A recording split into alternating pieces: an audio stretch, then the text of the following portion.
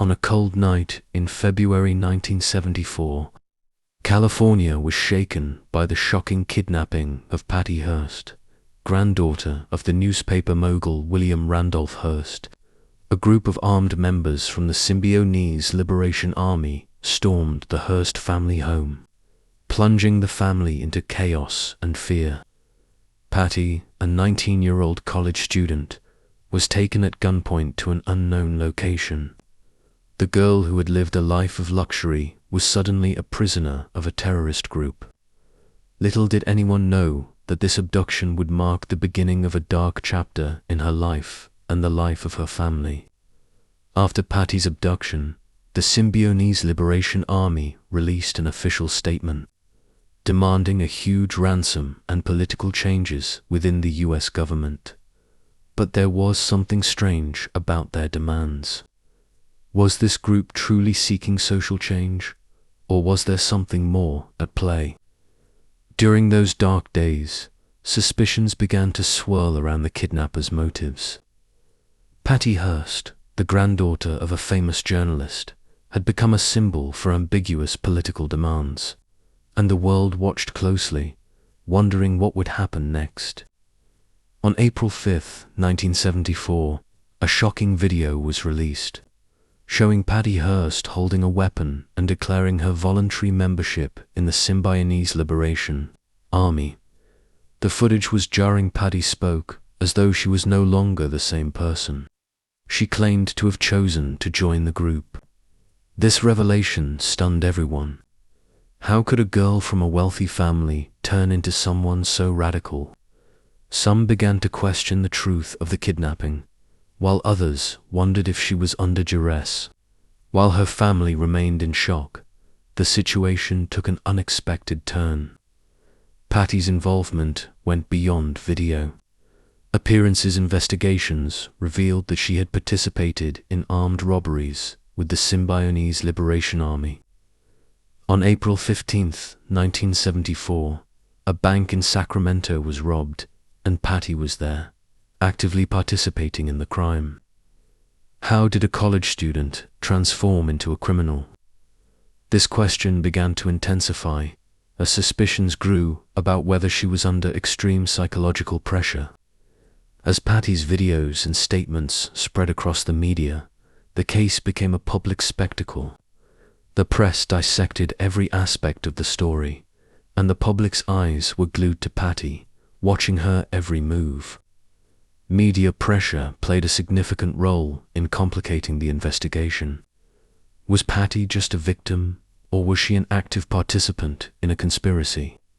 The press only raised more questions without providing real answers. In late May 1974, after months of efforts, several members of the Symbionese Liberation Army were arrested in widespread raids. This marked the beginning of the end for the group. But the question that still sparked controversy remained. Where was Patty Hearst? She was still at large, and the cases became increasingly intertwined, leaving investigators perplexed. Was Patty truly a part of this organization, or was there a deeper story behind it all? On April 17, 1974, nearly a month after her kidnapping, Patty Hearst made another appearance in the news, but this time in a very unconventional way. She appeared in a video with other members of the group during an armed bank robbery, all of them armed and celebrating their success. How could a college student like Patty be involved in a heist like this? It was baffling, especially after the previous video. With increasing media pressure, the FBI launched an intense campaign to capture Patty Hearst. Law enforcement began tracking down SLA members, and when they were captured, Patty became one of their primary targets. Authorities believed that her kidnapping had merely been the beginning of a new life that Patty had chosen for herself. The case had become more complicated than ever. As the investigation progressed, Patty began to speak about her experience with the group. She claimed in interviews that she had been brainwashed, that she was under constant threat, and that this had forced her to join the group initially. Was this the truth, or was it just an attempt to exonerate herself? These statements became pivotal in the case, with public opinion divided between those who believed her story and those who saw it as a desperate attempt to escape responsibility. On September 18, 1975, a year after her abduction, Patty Hearst was arrested in San Francisco. As authorities escorted her to jail, the truth became clearer. Patty Hearst was not just a victim, she was part of one of the most complex cases in American history. How could her life have transformed so quickly? This question haunted her for many years. Patty Hearst's trial began in 1976, where she was charged with involvement in the armed robberies and other crimes committed by the SS. It was difficult for her defense lawyers to prove that she had been under constant threat, as evidence suggested that Patty had participated voluntarily. As the trial proceeded, the media watched every moment closely. In 1976, Patty Hearst was convicted of armed robbery and involvement in the SLA's crimes. Her trial became a major media event, but some people believed she was a victim of the Symbionese Liberation Army. In the end, she was sentenced to several years in prison, but questions about her true level of participation in the crimes remained unresolved. After years of controversy, Patty Hearst was released from prison in 1979, having served a lengthy sentence. The decision came after pressure from her lawyers and human rights organizations, who considered her a victim.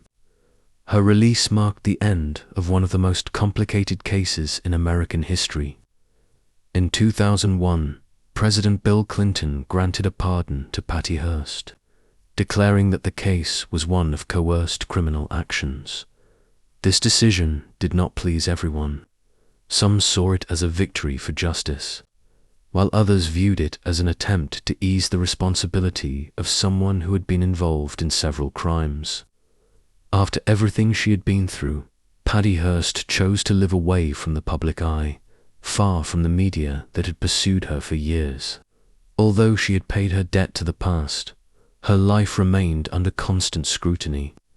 The story she lived through remained one of the most disturbing in American history, as if it never truly ended. Original source of the story: the kidnapping of Patty Hearst took place in 1974, and the case was officially closed in 1979 in the United States, California.